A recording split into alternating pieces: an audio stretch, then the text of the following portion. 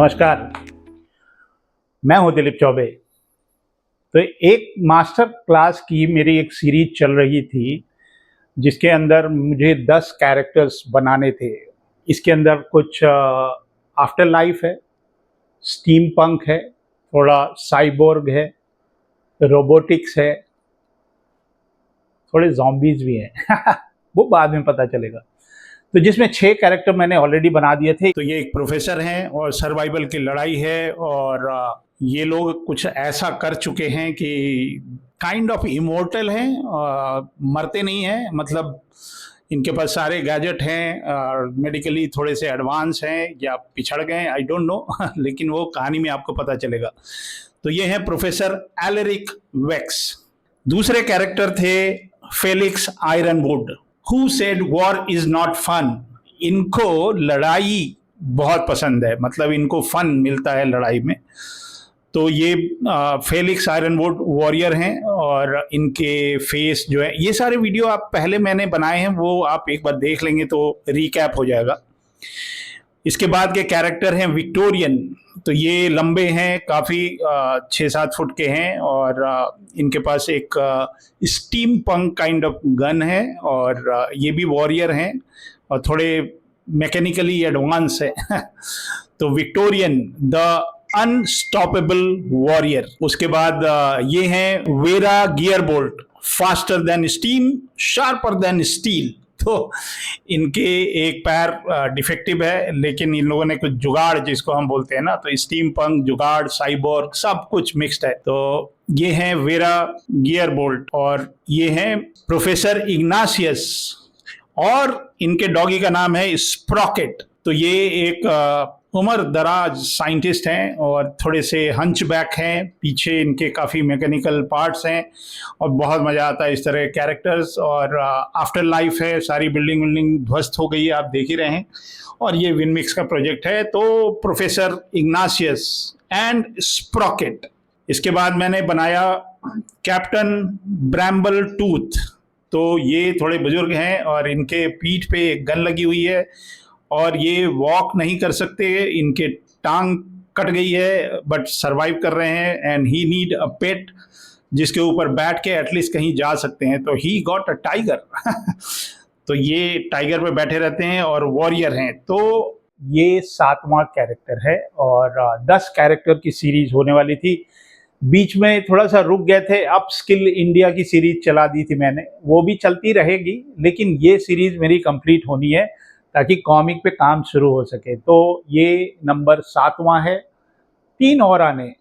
तो एक्साइटेड हैं, और जो लास्ट कैरेक्टर होगा या सेकेंड लास्ट या उससे पहले, मजे लीजिए। और ये एक कंसेप्ट आर्ट है, और जो बच्चे अपना करियर 3D एनिमेटर या 3D मॉडलर बनना चाहते हैं, they should be drawing something like that. खाली टेक्निकल स्किल नहीं चाहिए, artistic. Animation is for artist. तो एक कंसेप्ट आर्ट करते हैं, आप देखिए कैसा बनता है, और ज्वाइन करिए इस मास्टर क्लास को। तो देखिए, मैं एकदम बिल्कुल बेसिक से ड्रॉ करता हूँ। एक सिंपल सी एनाटॉमी बनाई। एनाटॉमी का मतलब खाली बॉडी नहीं होता, उसके अंदर जो स्केलेटन होता है, स्केलेटन एनाटॉमी से स्टार्ट करते हैं। हेड बनाया, टॉर्सो बनाया, और कुछ हाथ का जेस्चर बनाया, और ये लेग है। थोड़ा सा इसमें मैं डायनामिक पोज बनाने की कोशिश कर रहा हूँ, और एक एनिमल पीछे, स्टैंडिंग एनिमल बना रहा हूँ। एनिमल में देखता हूँ क्रीचर बनाऊंगा या कुछ डॉग टाइप का कुछ कैरेक्टर सोच रहा हूँ। तो ये फीमेल है, इसकी उम्र करीब 22-23 साल है, और ये एक वॉरियर है। तो अब जैसे ये हाथ का मैंने ये जेस्चर किया, अब मैं सोच रहा हूँ इसको थोड़ा सा चेंज करूँ, क्योंकि दोनों ही हाथ बलशाली टाइप के लग रहे हैं। और ये एक आर्मर बना रहा हूँ। ये जो लेग है, ये एक आर्मर है, मतलब सी इज़ नॉर्मल स्किनी लेडी, और इनका नाम है नायरा वोर्टेक्स।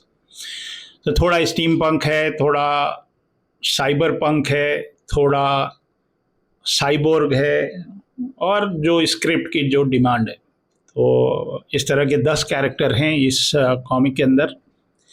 तो पहले बेसिक एनाटॉमी बनाया जो कि स्केलेटन बेस्ड है, उसके बाद अब इसके ऊपर मैं कुछ आर्मर एंड प्रॉप डाल रहा हूँ। ये थोड़ा सा शोल्डर इस तरफ का उठा दिया, और जो इस तरह के जो प्रॉप्स होते हैं उसमें बड़ा मैं सोच रहा हूँ ये हाथ को नीचे कर दे रहा हूँ, और वेपन में कोई साई-फाई वेपन नहीं कर रहे हैं, सिंपल सा एक तलवार जैसा कुछ बना दे रहे हैं। तो ये जो है आर्मर्स और प्रॉप्स होते हैं वो एक तरफ से रैप अराउंड होते हैं, जो 3D वॉल्यूम होता है हमारे एनाटॉमी का, उसी के ऊपर रैप अराउंड, और नीचे पैर जो है थोड़े मोटे इसलिए दिख रहे हैं थाई के पास, क्योंकि ये एक मेटालिक कवच जैसा कुछ आर्मर में डाल दे रहा हूँ, और कुछ जूते वूते पहना दे रहा हूँ। कुछ ज़्यादा इसके अंदर मैं कोशिश नहीं कर रहा हूँ, क्योंकि जो वेरा गियर बोल्ट है वो काफ़ी, उसके अंदर मैंने एक लेग जो है वो साइबोर्ग टाइप का बनाया है, उसको मैंने एआई से वॉक करा के भी देखा था। इसको नहीं कराऊंगा, मतलब एआई की ज़रूरत नहीं है। ड्राइंग के लिए एआई मैं नहीं यूज़ करता। मैं जब पूरी ड्राइंग बन जाती है then I use AI to see what actually I can get, और उसके बाद भी एनिमेशन जो है वो रियल एनिमेटर ही करेगा। तो ये फिर मैं क्रॉस चेक करता चलता हूँ, जो 3D वॉल्यूम है वो वॉल्यूम के अंदर कहाँ पे बॉडी के जो भी टर्न्स एंड ट्विस्ट हैं, और बहुत ज़्यादा रच रच के इसके अंदर डिटेल में डालना नहीं चाह रहा, क्योंकि ऑलरेडी बहुत सारे जो हमारे ब्रैम्बल टूथ हैं जो टाइगर के ऊपर बैठते हैं उसमें बहुत डिटेल मैंने डाला, बहुत टाइम लगता है भाई। तो ये कुछ कुछ चीज़ें आर्मर प्रॉप ये सब मेरे को कलर देते हैं। मतलब पहले ज़माने में क्या होता था कि एक सिंगल कैरेक्टर हो गया, 2 कलर डाल देते थे, उतने में ही आफत आने लगती थी। आजकल जो कैरेक्टर है हम लोग थोड़ा सा एनहांस कर गए हैं, ड्राइंग की एबिलिटी भी हो गई है, और डिजिटल कलरिंग आने से बहुत सारी चीज़ों में बदलाव आया है। पहले हम लोग पेंसिल करते थे, पहले के ज़माने में, मतलब आज से 50 साल पहले हम सोचते थे कि पेंसिल शुड बी कंप्लीट, मतलब पेंसिल से ही पूरा हो जाए। इंकिंग के टाइम पे हम लोग सोचते थे इंकिंग से ही पूरी कॉमिक कंप्लीट हो जाए, क्योंकि कलर में ज़्यादा हमारे पास ऑप्शन होते नहीं थे, फ्लैट कलर होता था और माउस होता था। तो लासो टूल से या मैजिक बैंड से सेलेक्ट करके और हम लोग एक कलर उसमें फिल कर देते थे, बस इतना ही होता था डिजिटल कलरिंग। अब प्रेशर सेंसिटिव होने के कारण चीज़ें बहुत बदल गई हैं, और हम लोग काफ़ी स्कोप मिलता है कलर करने का। तो ये फेस पे पहले मैं 6B यूज़ कर रहा था, अब मैं मैकेनिकल पेंसिल यूज़ कर रहा हूँ। तो अब थोड़ा क्रीपी बनाऊँ या इसको थोड़ा खूबसूरत बनाऊँ, सोच रहा हूँ इस पर एक मास्क पहना दूँ। तो ये थोड़ा मैड मैक्स टाइप के कैरेक्टर्स जो हैं मुझे बहुत पसंद है, मैड मैक्स सीरीज़ पूरी। तो ये कॉमिक की डिमांड है, इसके अंदर थोड़ा सा साइबोर्ग भी है, थोड़ा साई-फाई भी है, आफ्टर लाइफ तो है ही है, और स्टीम पंक टाइप का भी है। तो बहुत चीज़ों को जोड़ के ये कहानी बन रही है, मज़ा आएगा। ये कहानी मोटी सी किताब होनी चाहिए, इस लेवल पे कॉमिक हमने कभी बनाई नहीं इंडिया में। इस तरह के कैरेक्टर क्रिएट करके ये जो सीरीज़ की के जो 10 कैरेक्टर हैं, जब इनकी कॉमिक बनेगी तब मज़ा आएगा। तो ये थोड़ा कलेक्टिबल वाली कॉमिक होगी। तो ये जो कैरेक्टर्स मैं बना रहा हूँ, मैं सोच रहा हूँ इसका पहले 3D मॉडल से पहले एक क्ले मॉडल करूँ। तो क्ले वगैरह मैंने मंगवा लिया है सिंगापुर से, और एक मेरी फेवरेट शॉप है वहाँ पे, आर्ट फ्रेंड। तो सुपर स्कल्पी जो है वो क्ले मैं यूज़ करता हूँ। ये अमेरिकन प्रोडक्ट है, आप गूगल पे चेक करिएगा। थोड़ा महंगा आता है, मतलब मेरे ख्याल से 400 ग्राम का एक क्यूब होता है, और वो करीब 3000 रुपये का मिलता है। तो थोड़ा महंगा है। मॉन्स्टर क्ले तो और भी महंगा है, बट इसमें ये फ़ायदा है कि ये आप सालों इस पे काम कर सकते हैं, और जब तक इसको बेक ना करें। तो ये एक तरह से बेकिंग क्ले है। तो सुपर स्कल्पी का जो मटेरियल है वो जो आपने टर्मिनेटर देखी या जुरासिक पार्क देखी है, तो जो सिलिकॉन मोल्ड से पहले जो स्कल्पटिंग होती है मेकाट्रॉनिक्स के लिए, तो सुपर स्कल्पी से ही आपको यूट्यूब पे बहुत सारे वीडियो मिल जाएंगे सुपर स्कल्पी या मॉन्स्टर क्ले। मॉन्स्टर क्ले में तो ये फ़ायदा है कि उसको काम करके आप उसको ज़्यादा गर्म कर दें तो वो मेल्ट होके फिर से रीयूजेबल हो जाता है। बहुत महंगा है, 4-5 हज़ार रुपये का। जैसे रिन साबुन होता है ना, उतना उतना सही होता है वो, बट बहुत अच्छा है, मैंने बहुत यूज़ किया उसको। तो ये सब कलेक्टिबल के लिए मैं इसके स्कल्पचर करूँगा। इंडिया में अवेलेबिलिटी के लिए इसको कोशिश करूँगा कि इसका मोल्ड होने के बाद किसी तरह से कास्ट करूँ। फाइबर में भी कास्ट हो सकता है, तो देखता हूँ आगे चल के, बड़े बड़े प्लान्स हैं। हाँ, जब स्कल्पचर करूँगा तो उसका एक वीडियो ज़रूर बनाऊँगा, आपको आपके लिए एक मास्टर क्लास हो जाएगा, how to do character concept art sculpting physically. तो और बाहर क्या होता है कि जो लोग 3D मॉडलिंग करते हैं उनको पहले हम लोग क्ले से स्कल्पटिंग सिखाते हैं, ताकि उनको एटलीस्ट फिजिकल क्या होता है, वॉल्यूम, वो तो पता चले। और 3D सॉफ्टवेयर और मतलब बेसिकली आर्टिस्ट लोगों की ही ये फील्ड है। मतलब ये भूल जाइए कि गॉड गिफ्टेड लोग ड्राइंग करते हैं, एवरीबडी कैन ड्रॉ। ये हमारी जो क्लासेस चलती हैं उसमें I can see the example ना। तो ये पेंसिलिंग चल रही है हमारी, बहुत मज़ा आता है मेरे को। तो ये जो आर्मर्स और प्रॉप हैं वो इसी एनाटॉमी के सिलुएट से ज़्यादा मैं बाहर निकालता नहीं हूँ। ये जैसे कंधे पे ये जो हमने कीलें निकाल रखी हैं, बस वही बाहर आपको दिख रहा है। तो जितना हो सके आर्मर प्रॉप बॉडी के सिलुएट के साथ चिपके रहेंगे तो वो कैरेक्टर बहुत अच्छा होता है और स्ट्रॉन्ग लगता है देखने में। और बहुत ज़्यादा हवा में उड़ने वाला कपड़ा इधर चला गया, वो सब जब आप एनिमेट करते हैं तो या तो सिमुलेट करिए या एक्स्ट्रा आपको एनिमेशन करना पड़ता है। तो इस तरह के वेपन भी बहुत मज़ेदार होते हैं। सिंपल सा एक स्वॉर्ड है, लेकिन थोड़ा सा क्रीपी मैंने बनाया, थोड़ा सा फ्यूचरिस्टिक साईफाई टाइप का। साईफाई तो नहीं है, बट जस्ट अ स्वॉर्ड। और ये जो डॉग टाइप क्रीचर है, इसको मैं पहले एक वुल्फ बना रहा हूँ। पहले मैंने सोचा कि थोड़ा डायनासोर टाइप का कुछ बनाऊँ, छोटा सा बेबी डायनासोर टाइप का, लेकिन कुछ डॉग टाइप का, वुल्फ टाइप का बना ले रहा हूँ। और इसके लंबे लंबे पैर हैं और थोड़ा सा हंच बैक टाइप का है। तो एनिमल वगैरह बनाना मेरे लिए बहुत इजी है, क्योंकि मैं बहुत एनिमल स्टडी कर चुका हूँ और करता रहता हूँ बीच बीच में। आज थोड़ा मौसम अच्छा है लखनऊ का, मैं तो सोच रहा था कि एक स्केच बुक लूँ और निकल लूँ सवेरे सवेरे। और हमारे घर के आसपास बहुत सारे जानवर हैं, गाय, भैंस, बकरी, घोड़ा, डॉग्स, कैट, एवरीथिंग, सांप भी। तो ये एक वुल्फ टाइप का कैरेक्टर है। जैसे स्प्रॉकेट बनाया मैंने, प्रोफेसर इग्नाशियस और स्प्रॉकेट, तो वो मैं डोबरमैन से इंस्पायर्ड था। और ये एक कोई लोमड़ी टाइप का कोई कैरेक्टर है, तो वो मैंने बना लिया और इसमें कुछ टेक्सचर टाइप का कुछ दे दूंगा। तो पेंसिलिंग करने 3 स्टेज होते हैं मेरे। एक तो पेंसिलिंग हो गई, पेंसिलिंग के लिए एनाटॉमी की स्टडी अच्छी होनी चाहिए, डायनेमिक जेस्चर्स आपको अच्छे से आने चाहिए, और आर्मर प्रॉप्स की थोड़ी सी समझ होनी चाहिए, और सिमेट्रिकल, क्योंकि ये जो ज्योमेट्रिकल फॉर्म्स हैं, आधे बॉडी पे जो पहने हैं वही आधे बॉडी इधर भी वही होता है, तो सिमेट्रिकल होता है। तो आपकी ज्योमेट्रिकल ड्राइंग्स अच्छी होनी चाहिए। और ऐसे ही मैंने जूता पहना दिया है, मैं सोच रहा हूँ थोड़ा बड़ा हो गया जूता, आगे चल के कुछ ठीक करूँगा। तो ये पेंसिलिंग मेरी डन हो गई, पेंसिल का स्टेज है। I always enjoy pencil drawing. और अब मैंने इसको स्कैन कर लिया है। स्कैन करके मैं ये जो पेंसिल की ड्राइंग है इसके ऊपर एक स्क्रीन डाल देता हूँ ब्लू कलर का, जिससे पेंसिल वाली ड्राइंग जो है वो ब्लू हो जाती है, और मेरी जो इंकिंग की लाइन है वो क्रिस्टल क्लियर मेरे को दिखती है, ब्लैक।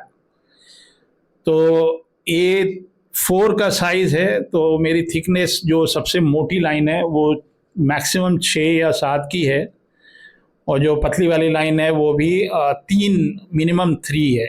और ये मेरी इंकिंग का ब्रश है। जो लोग मेरे से जुड़े हैं, जो हमारे स्टूडेंट्स हैं, जो मेरी एकेडमी में पढ़ते हैं, I share all these brushes and tool, जो भी हमारे हैं वो मैं उनसे शेयर करता हूँ। और इंकिंग में वैकम का 1 वैकम, ये उसका मीडियम वाला पेन टैबलेट मैं यूज़ करता हूँ। इससे पहले मैंने 13-14 साल इंटस 9 यूज़ किया था, और काफ़ी ड्यूरेबल होता है। और मुझे कुछ फीडबैक मिलते हैं, कुछ चाइनीज़ पेन टैबलेट हैं वो उसमें प्रेशर सेंसिटिव या तो बहुत सेंसिटिव हो जाता है या कभी कभी वो ग्लिच आने लगता है, फिर ड्राइवर उसका नहीं मिलता है। तो आई recommend one by Wacom to the new artists who want to buy a pen tablet, और वो टेस्टेड ओके है मेरी तरफ से उसका। बस हैंडल विथ केयर, मतलब मैं 3 साल से ये यूज़ कर रहा हूँ, अभी तक ख़राब नहीं हुआ। तो ख़राब में वो जो नोज़ल होता है पिन, वो थोड़ा सा घिस जाता है, क्योंकि मैं घिस घिस के काम भी करता हूँ मतलब I work very hard and I work too much, मतलब मेरा हर समय काम चलता रहता है, वैकम पे, पेंसिल पे, ट्रेडिशनल, डिजिटल, 24 घंटे मैं काम ही करता रहता हूँ। तो फिर भी रिकमेंडेड है वन वैकम, अगर आप वैकम टैबलेट खरीदने वाले हैं। जो छोटा वाला आता है वो मे बी लेस देन 3000 है, तो अफोर्डेबल भी है, और दिलीप चौबे से रिकमेंडेड है। तो अगर आप अपनी जर्नी स्टार्ट कर रहे हैं तो गो फॉर इट। तो ये आप उसका प्रोडक्ट का देख ही रहे हैं। वैकम को मुझे अपना ब्रांड एम्बेसडर बनाना चाहिए, बहुत मैं उनका प्रोडक्ट सेल कर सकता हूँ मेरे कुछ दोस्त हैं जो वैकम के ब्रांड एम्बेसडर हैं। I should be the brand ambassador, और मैं हर जगह जाके डेमो दूंगा, और मेरे डेमो आप मज़ा ही आ जाएगा आपको। मैं एक्सट्रीम लेवल पे काम करता हूँ। तो and this is I am endorsing without पैसे का, मैं एंडोर्स कर रहा हूँ कि वैकम का पेन खरीदिए hello vacuum, think of me. तो ऐसे ही बोल दिया, मतलब पता नहीं हु केयर्स दिलीप चौबे इतनी बड़ी कंपनी है, अमेरिकन कंपनी है, बहुत तेरे दिलीप चौबे होंगे उनके पास। हाँ, लेकिन मैं अंडर एस्टिमेट नहीं करता अपने आप को। तो एक दिन ऐसा आएगा, you will see, I will be brand ambassador of vacuum in India तो इसमें मैं पेन टूल ज़्यादा नहीं यूज़ कर रहा हूँ, बट जो कर्व वाली लाइन है, जो लंबे लाइन होते हैं, वो मैं कभी कभी ले लेता हूँ। और ये जो आप देख रहे हैं ना, ये जो ब्लैक में भर रहा हूँ, क्योंकि ये जो पार्ट है मैं इसको थोड़ा रस्टी आयरन बनाना चाह रहा हूँ। जैसे नहीं जंग लग जाता है तो थोड़ा सा सिलवेट और स्ट्रांग हो जाएगा, तो पेट वाले पार्ट पे मैं ये लोहे के चादर टाइप की चीज़ बना रहा हूँ। थोड़ा रस्टी भी करूँगा। कलरिंग में दिमाग लगाना पड़ता है, मतलब colour is not so easy thing, you need a life to understand colour. तो ये मैं अपने स्टूडेंट्स को बोलता रहता हूँ कि you need a life to understand colour, but इसी लाइफ में सब कुछ करना है। तो थोड़ा सा हैचिंग कर लेते हैं, थोड़ा सा क्रॉस हैचिंग, मतलब मैं थोड़ा सा बच रहा हूँ। मैं नॉर्मली बहुत ज़्यादा ब्लैक शैडो नहीं लगाता, क्योंकि कलरिंग की टेक्निक्स बदल गई हैं। तो अब वो ज़माना लग गया कि काला काला भर दो शैडो के लिए, वो आज से 50 साल पहले हुआ करता था। तो अब वो चीज़ें थोड़ी सी बदल गई हैं। ये जो छोटे छोटे प्रॉप्स होते हैं ना, ये मेरे को बहुत मज़ा आता है इसको बनाने में, जो वायरिंग और मैकेनिकल पार्ट्स। तो ये थोड़ा सा टाइम टेकिंग होता है, but it's fun to do that.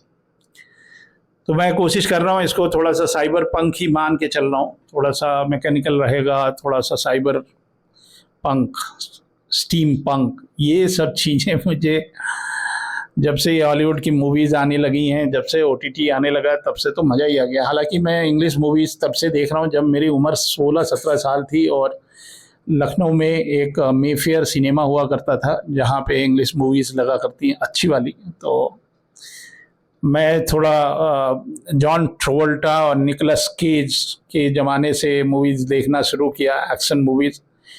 और आर्नोल्ड और रॉकी तो थे ही। तो मैं तब से मूवीज़ देख रहा हूँ, प्रीडेटर, और उससे पहले मैं ET देख लिया था। और अगर आपने जॉर्ज लूकस और स्टार वॉर्स नहीं देखा है तो अब से शुरू कर लीजिए, जितनी भी स्टार वॉर्स की मूवीज़ हैं आपको देखना चाहिए।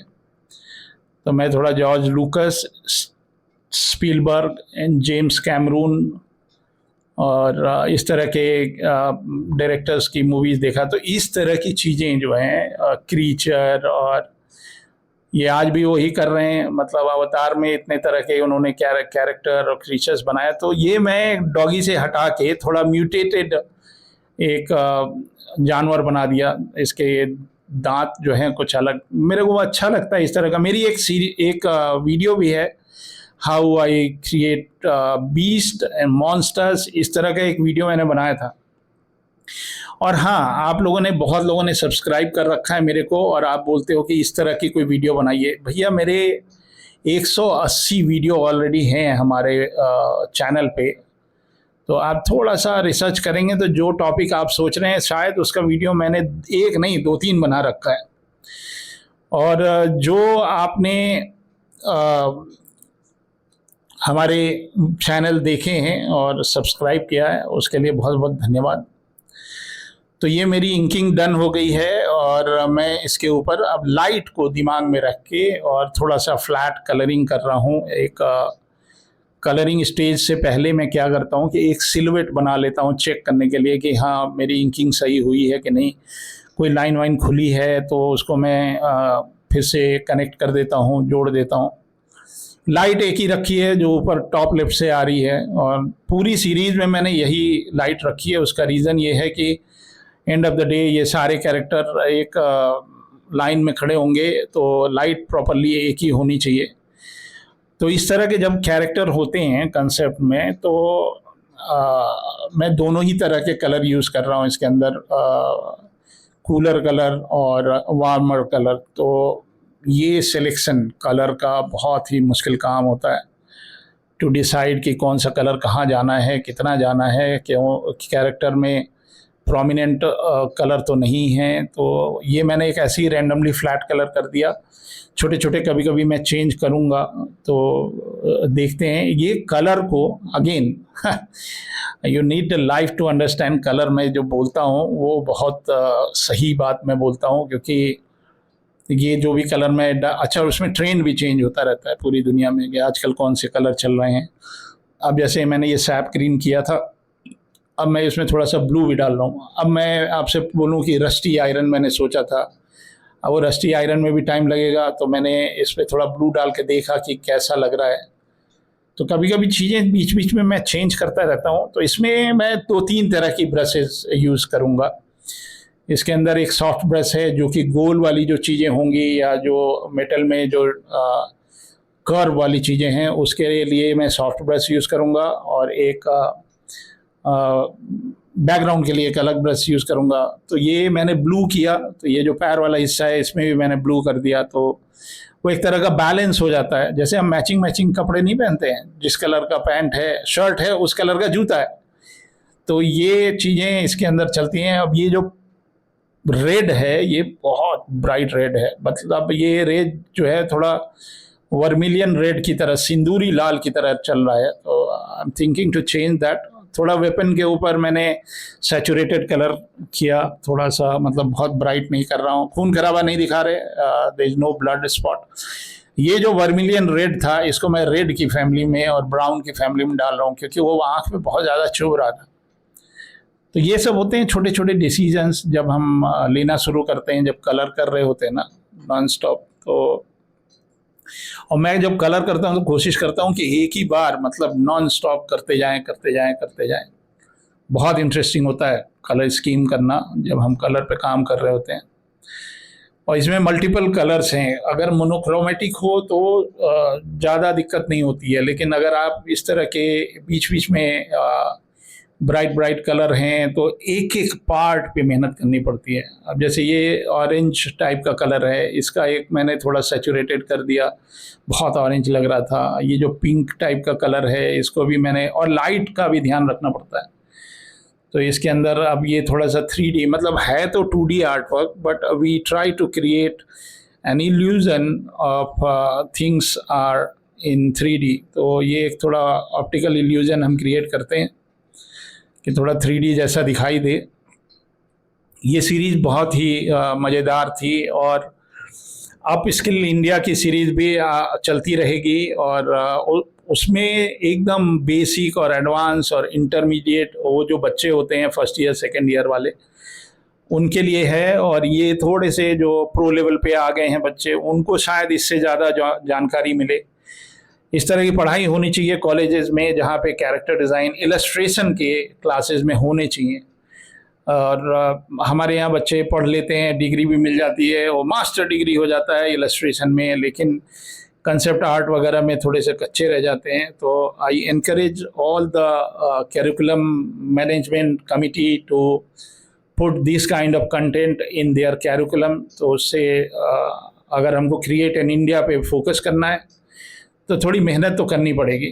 तो क्रिएट इन इंडिया, तो थिंक इन इंडिया ऑल्सो। जो प्री प्रोडक्शन, अगर आप एनिमेशन फील्ड में हैं तो आपको ड्राइंग आनी चाहिए भाई। तो ये इस लेवल की अपनी ड्राइंग बनाइए और खुद मॉडल करेंगे तब तो बात होगी ना। ड्राइंग कोई और कर रहा है, मॉडलिंग आप कर रहे हैं, तो उसमें तो आप खाली मॉडलर हो गए ना, आर्टिस्ट तो कहलाए नहीं। आप एक टेक्निकल पर्सन है जो कि आपको सॉफ्टवेयर के टेक्निक्स पता हैं, but you are not an artist. तो ये हो गया ऑलमोस्ट कैरेक्टर। अभी भी थोड़ा बहुत काम है, लेकिन मेरा पेशेंस लूज कर रहे थे। मैंने सोचा कि अब बैकग्राउंड पे काम करते हैं।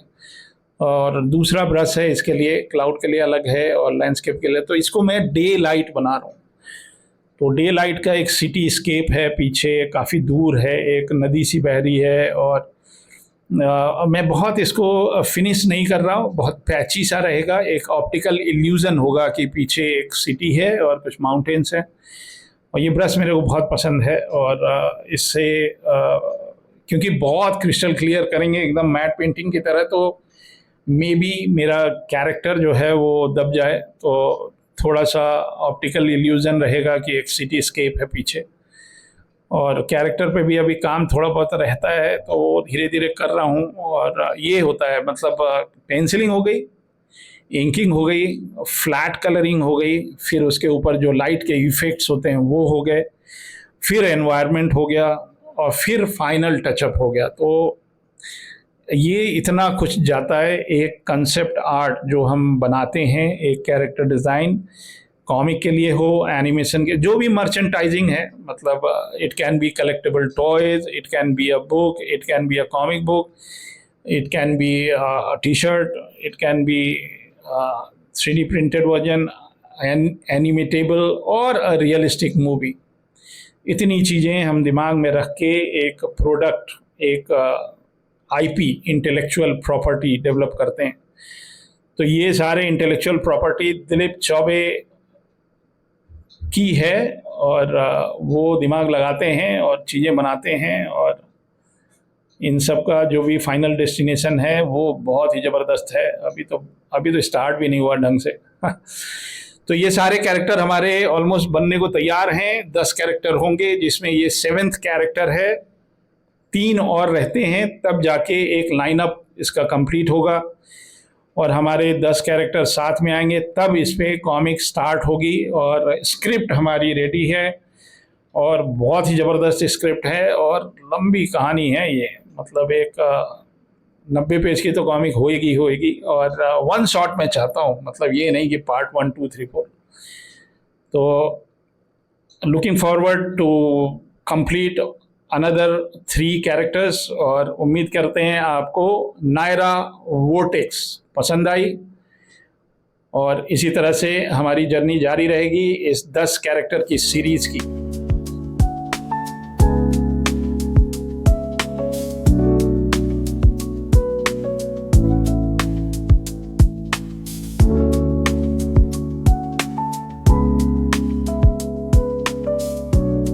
तो ये रही नायरा वोर्टेक्स, और मुझे उम्मीद है आपको ये सीरीज़ अच्छी लग रही है। अपने फीडबैक दीजिएगा। 3 और रहते हैं, वो भी मैं जल्दी से जल्दी करता हूँ ताकि कॉमिक पे काम स्टार्ट हो सके। तो इंतज़ार करिए अगले एपिसोड का। और अप स्किल इंडिया का भी सफ़र चलता रहेगा, बट कंसेप्ट आर्ट के ऊपर काम करना ज़रूरी था, तो मैंने आपके लिए ये मास्टर क्लास करी। मिलते हैं अगले किसी वीडियो में, तब तक के लिए जय हिंद।